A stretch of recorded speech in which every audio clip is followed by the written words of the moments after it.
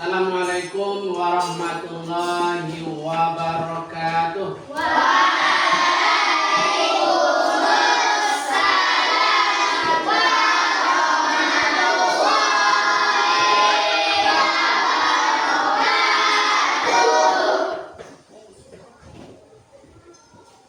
Anak-anak Bapak semuanya, apa kabar hari ini?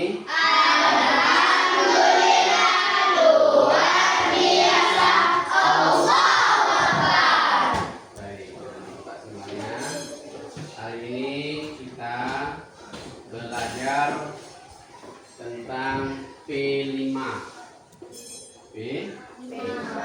Sebelum kita mulai pembelajaran, anak-anak Bapak semuanya, Bapak tertibkan dulu, kondisikan dulu suasananya. Yang pecinya belum rapi, tolong dirapikan ya. Yang pakai topi adat, pakaian adat, topinya silakan dicek. Kalau belum diikat, diikat. Selanjutnya yang perempuan yang belum rapi silakan kondisikan dulu.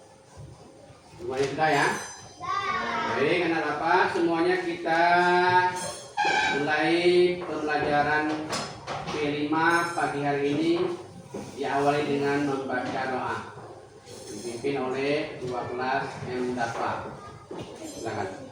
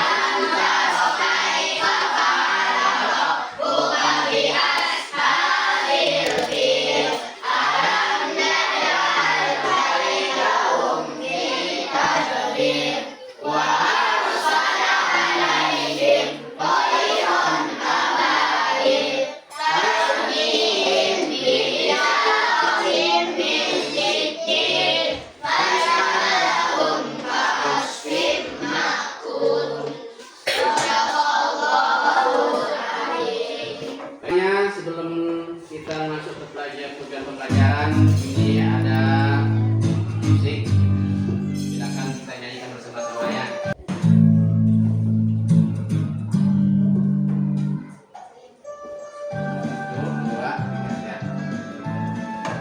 Nyanyi ya.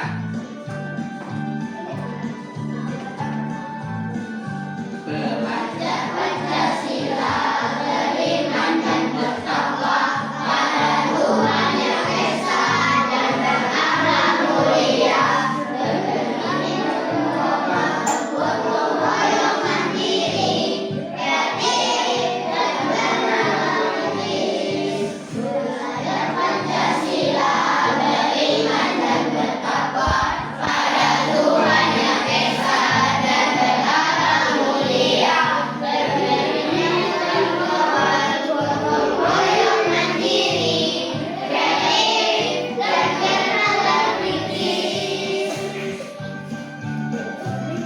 Ulang lagi, oke?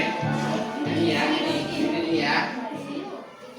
Bapak semuanya, ya, profil pelajar Pancasila itu elemennya ada berapa?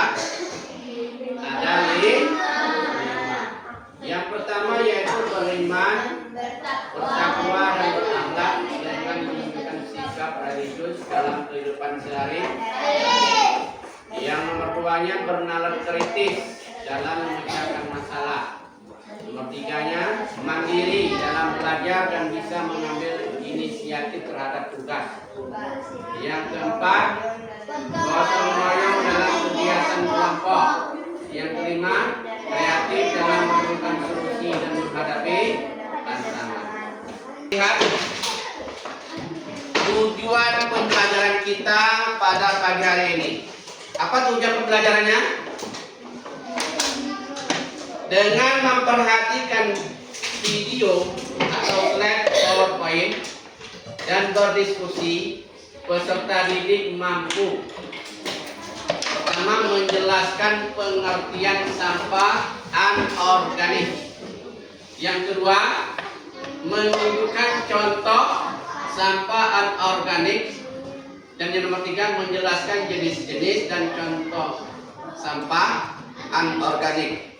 Yang nomor empat, membuat karya kreatif tentang daur ulang sampah anorganik. Ya, ada aksinya di pertemuan berikutnya. Nanti akan kita tampilkan.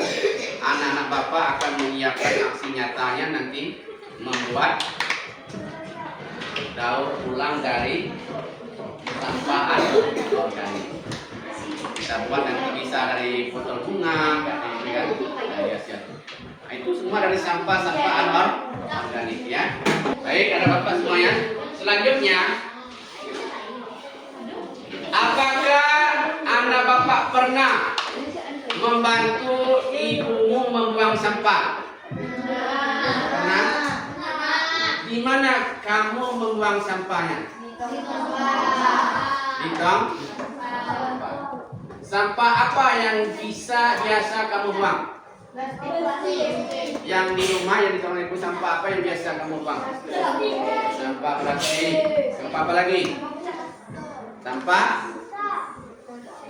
kertas. Sampah apa lagi? Kertas. Apa sampah apa? Yang saya disuruh ibunya membuang sampah. Sampah limbah nasi ada? Tidak ada. Sini suruh sampah limbah nasi. Sisa-sisa dari makanan ada? Nah, sisa makanan itu ada limbahnya ya, itu sampah. Menurut anak Bapak, apakah sampah itu berbahaya? Ya. Apakah sampah itu berbahaya? Ya. Jawabannya ya. Mengapa sampah itu berbahaya? Karena bisa mencemari lingkungan. Bisa? Nah, yang pertama bisa mencemari lingkungan. Apalagi? Bisa membuat pakaian. Bisa membuat air kotor, kata Kiyosil. Bagus. Apa lagi? Bisa banjir. Apa lagi? Tentunya ya, sampah itu bisa mendatangkan penyakit. Tempat bersarangnya nyamuk. Tempat bersarangnya lalat. Makanya itu sampah itu berbahaya. Kalau ada banyak nyamuk, banyak lalat, nanti digigit nyamuk kita terserang penyakit. Penyakit apa yang akan meninggal kita? Bisa demam bermuntaber dan sebagainya. Itu adalah akibat dari sampah yang kotor di lingkungan kita. Coba kita lihat, perhatikan tayangan berikut. Ini tayangan video. Ya. Nanti dalam tayangan video itu anak Bapak akan menuliskan segala acak dari apa yang anak Bapak tangkap dari video ini yang kita tayangkan. Tolong perhatikan.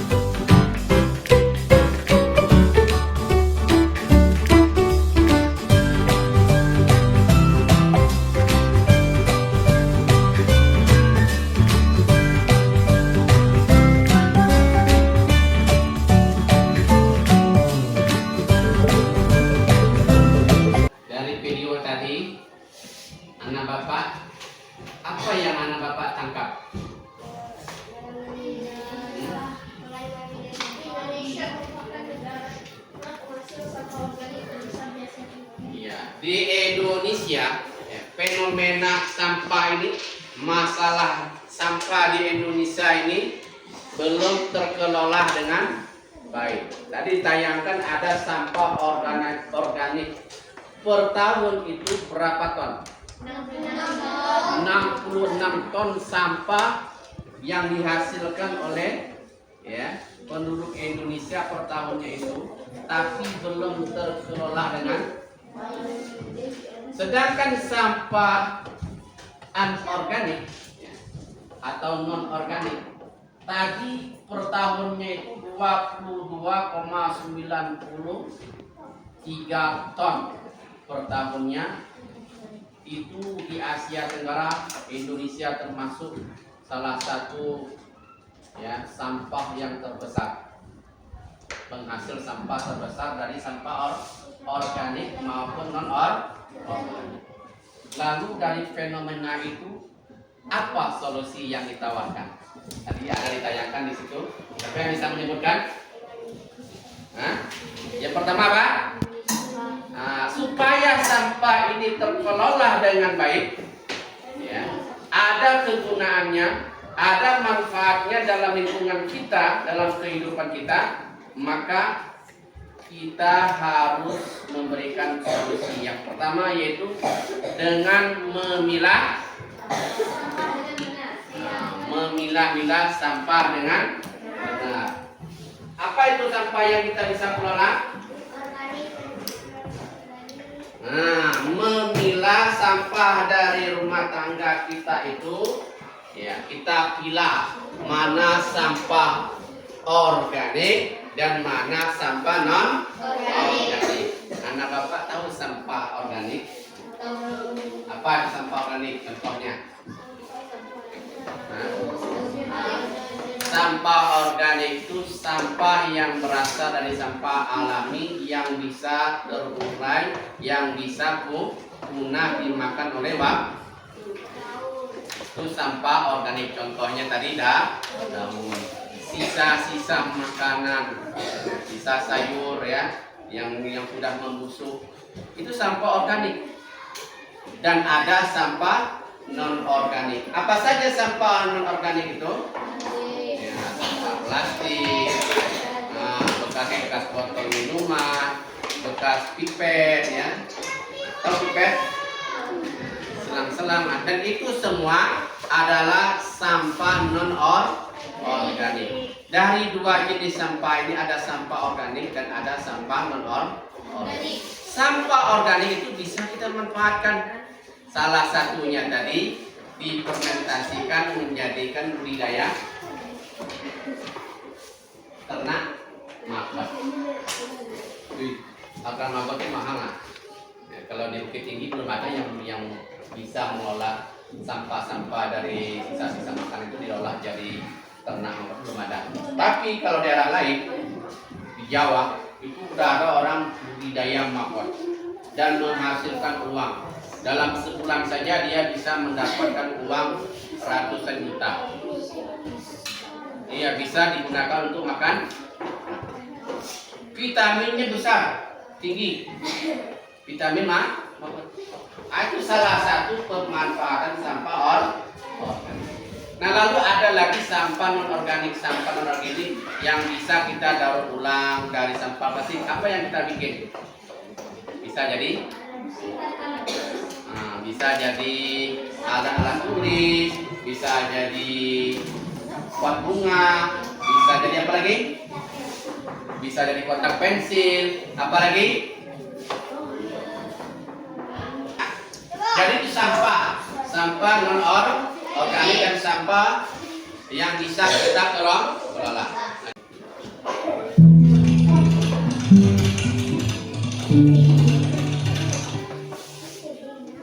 Sampah merupakan hasil kegiatan dari manusia atau proses alami dari alam yang berbentuk padat. Sampah juga merupakan sumber penyakit bagi kehidupan manusia.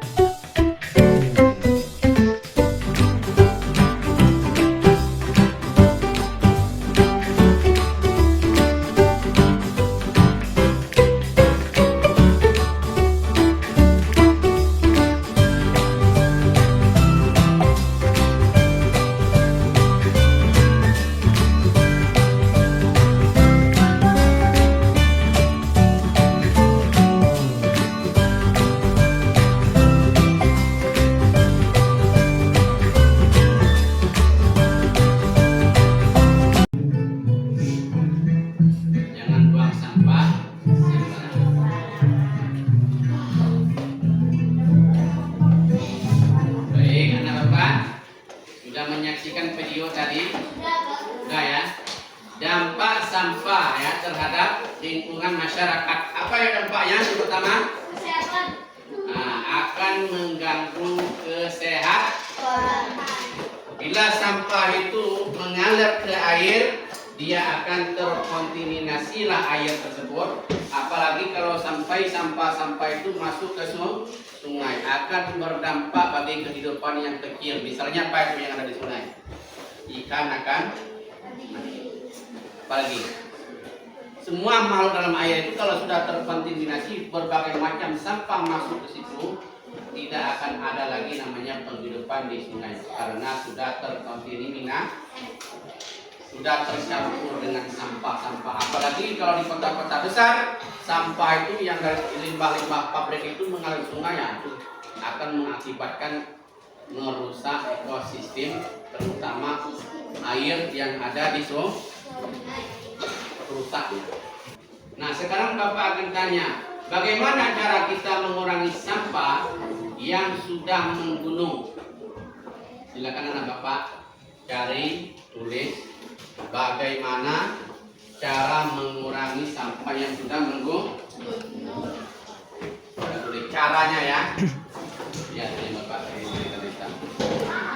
silakan tulis komentar anak Bapak.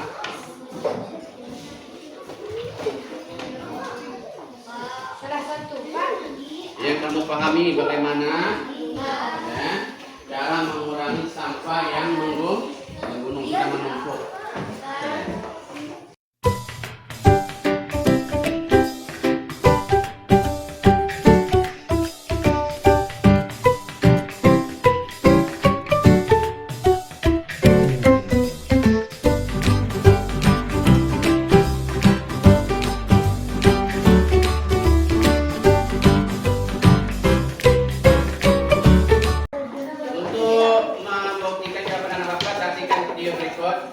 Cara menangani sampah.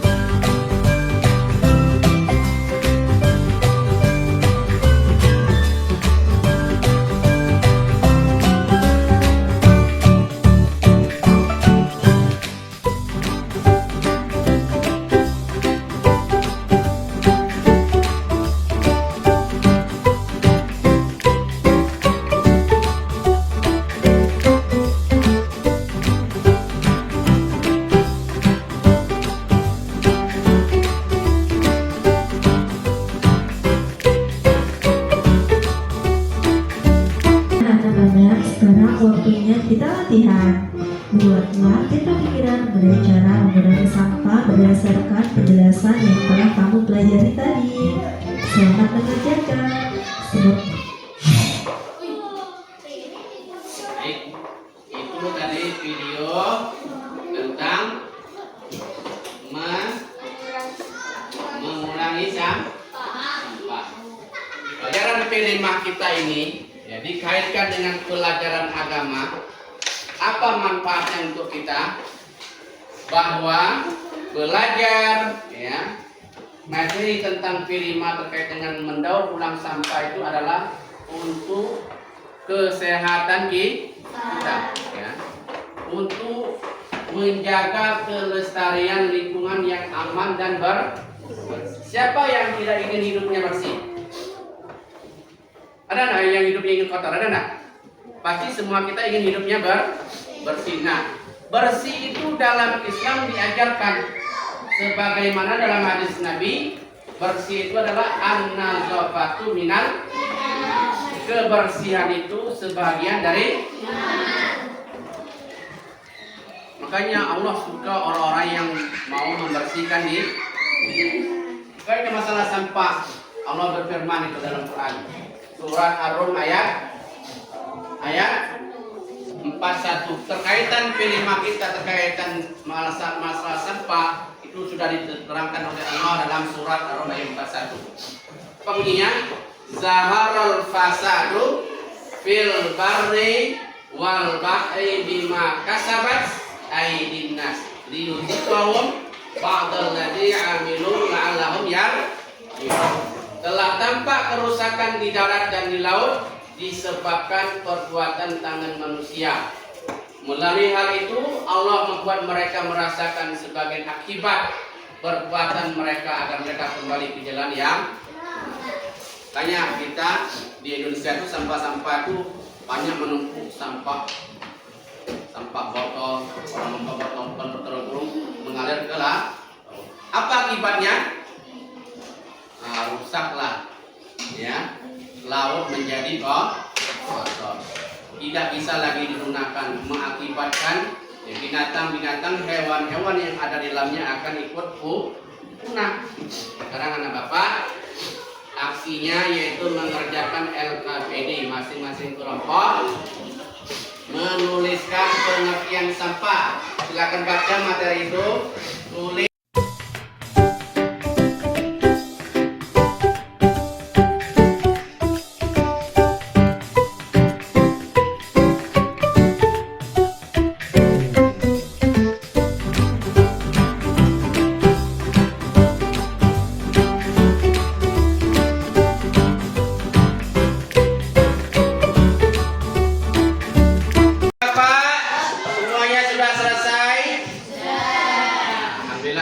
Sudah selesai.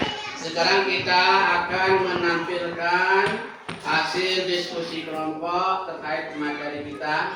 Nah, sekarang kita mulai dari kelompok siapa dulu? Mana yang berani?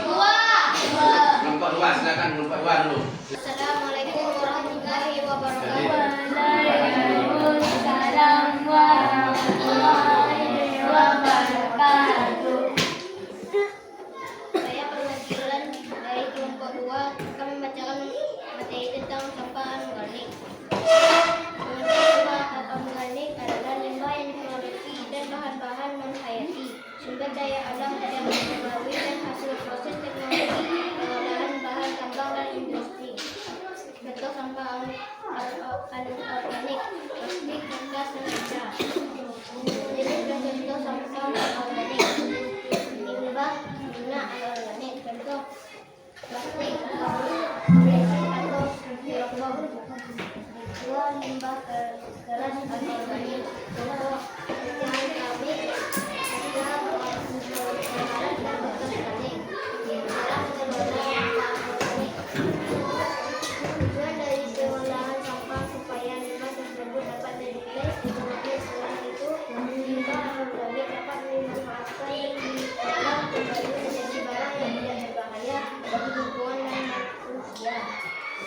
Cara mengolah sampah anorganik yang sulit terurai, mencegah dan mengurangi sampah dari sumbernya. 2. Pemanfaatan kembali. 3. Bank sampah. Sekian diskusi kelompok dari kelompok 2. Assalamualaikum warahmatullahi wabarakatuh. Baik, itulah hasil diskusi kelompok yang sudah menampilkan tempat kerjanya masing-masing. Sampah non-organik adalah limbah yang diproduksi dari bahan-bahan non-hayati, sumber daya alam yang tidak terbarui, dan hasil proses teknologi pengelolaan bahan tambang dan industri. Itulah yang disebut dengan sampah non-organik. Adapun contoh sampah non-organik apa saja tadi contohnya? Plastik, kertas, kaca, dan keramik. Dan itulah hasil ya pembahasan kita terkait sampah. Nah, sekarang ini keluarkan botol-botol yang kamu bawa itu. Baik, keluarkan botolnya. Botolnya, karena kita dibatasi oleh waktu, tugas aksi nyatanya anak bapak membuat karya kreatif dari sampah non-organik ini dibikin menjadi bahan-bahan yang berguna. Misalnya Pak, ini bisa kita gunakan, kita kelola menjadi daur ulang menjadi apa? Berguna. Apalagi bisa digunakan untuk kotak pensil, bisa digunakan untuk tempat menghapus. Nah, sampai di sini paham? Paham? Di mana dikerjakan? Di rumah. Aksi nyatanya Bapak ambil hari Kamis. Tolong videokan anak Bapak cara membuatnya di rumah. Nah, panen karyanya kita tampilkan di sekolah bersama dengan kelas yang lain. Kelas 2, kelas 1, kelas 3, kelas 6. Kita akan membuat panen karya P5, proyek P5. Ada paham itu?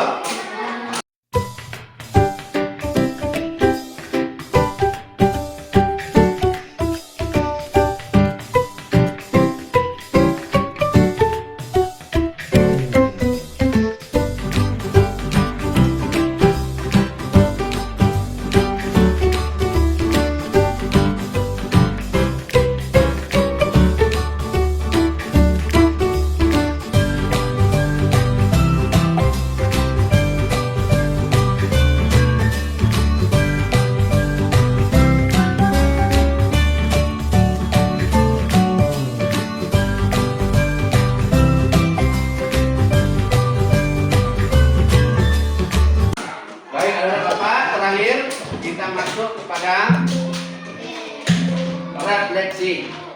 Apakah materi hari ini menyenangkan? Apakah konsep-konsep yang bisa Anda pahami?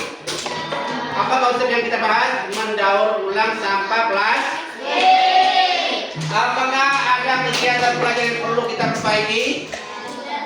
Tidak ada.